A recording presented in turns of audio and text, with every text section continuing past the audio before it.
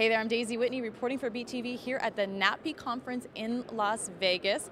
Just recently talked to Jim Louderback. He's the CEO of Revision3, which has been growing views and audience over the last year, adding a number of new advertisers, and also, like some other companies in the business, will be making some new hires. So Jim, give us the lay of the land at Revision3. How is your audience growing, and any new advertisers you have on board? Sure, yeah, Revision3 had a great year last year. So we pretty much doubled the views that we had, so that was great. We launched 10 new shows, which is pretty awesome. We kind of moved out from the sort of tech geek vertical. We added some comedy stuff in, we added some film and movie stuff in, and this is pretty cool, we just launched an anime show. So anime TV is amazing. If you love anime, you got to watch it. And some of our comedy stuff I'm really excited about too. We brought these guys on who've been pretty big on YouTube called Landline TV. They are hilarious. You've probably seen their stuff. They did the Lady Gaga Christmas album. And they did the iPhone. They did video. the iPhone, right. We can't say the full title on this. The iPhone, right. Show, but Best part about funny. that was the little new Google phone, the Nexus one, peeing on the iPhone, yeah, and that was really fun. So we are doing a lot of great stuff on the audience side. On the sales side, also we had a great year. Our revenue was up pretty nicely. New advertisers, including Ford and My.Biz, and Coors has been actually a big supporter of ours. So a lot of really good stuff out there, and really big name advertisers. Oh, Roku. We launched on the Roku platform, the Netflix box. So when they launched independent channels, we were one of the first ones out there. We were among the first. We're like now the most popular independent channel, and we saw our views go up like 10% the week that we launched, which was Thanksgiving week. And Thanksgiving week, usually your views go down. So, and they've been advertising now with us too. They love us. And you attribute that to the Roku, the 10% increase. Oh yeah, yeah. Can you share what your views are? I know you have passionate beliefs about what constitutes a view, but are you able to share, are you at 20 million views a year, 10 million views a year? So it depends on how you count. And we're going to be talking, I don't know what, we have a release coming out that I don't have all the exact numbers, but one of them I can tell you is I think 1.5 billion minutes of engagement. So because we have longer form programming, a lot of our shows are a half hour or an hour. That's a lot of time spent with the media. So we have a lot of viewer stuff, and like I said, I don't have the numbers exactly. We'll have it out in a couple days, but we did see a really big drop and a really big rise. And if you look at it, people count by play starts, right? Some people say, well, if you start the video, we could be doing hundreds of millions of views a month if we were play starts. But it's really just, for us, that fully delivered view that we put out there. So a view for you is a completed view. If I watch Scam School, it means I watched all 8 minutes or 12 minutes or however long the episode is. That counts as a view, is that correct? Yes, that's correct. Yep.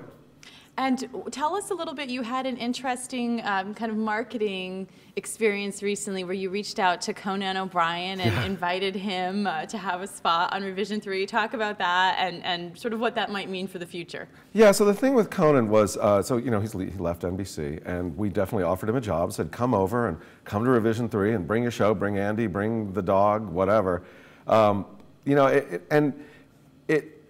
Although a lot of people looked at it and said, you're just trying to make a little bit of a splash and try and drive something. Really, it was serious. And if it's not Conan, it's somebody.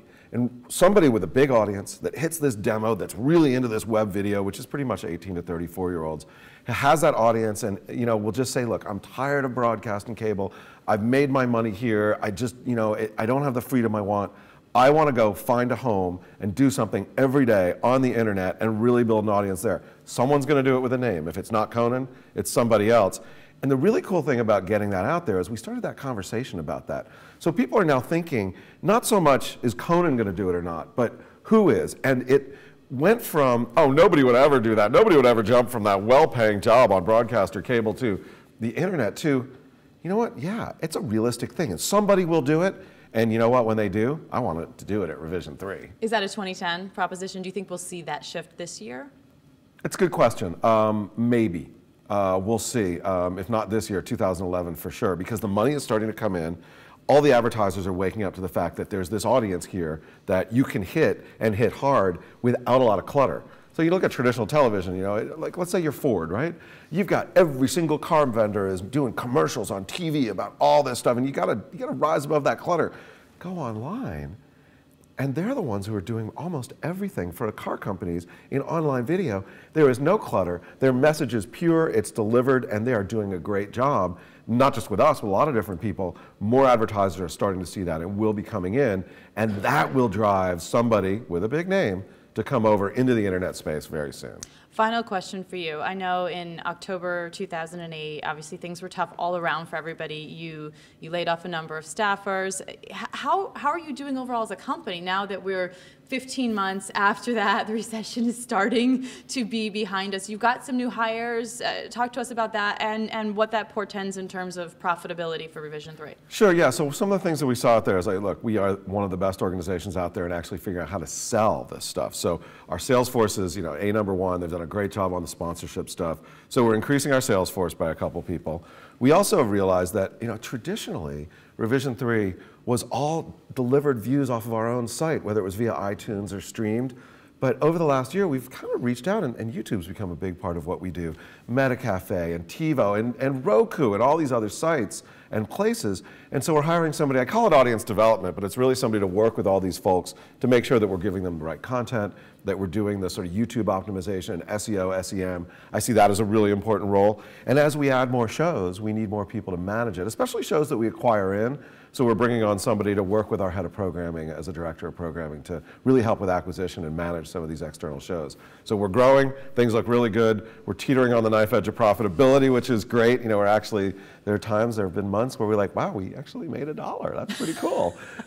So we think we've turned the corner, and we think that 2010 is going to be an awesome year for us, both on the view side, on the revenue side. And we're really going to start to accelerate as the industry does. We're going to be riding up the top of that. I'm glad you guys survived. You do good work. Thank you, Jim.